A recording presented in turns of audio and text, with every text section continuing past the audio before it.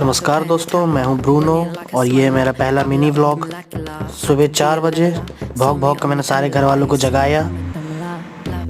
फिर उसके बाद black Lucy, white Lucy, Maggie, Minky और विस्की के साथ हमने खेला। फिर उनके साथ थोड़ी की मस्ती, थोड़ा उनके साथ घूमा टहला। उसके बाद निकल गए हम लोग मॉर्निंग वॉक पे। हम लोग आज का दिन बहुत ही ठंडा था सवेरे, तो आज हम लोग मॉर्निंग वॉक पे निकले थे खेत में।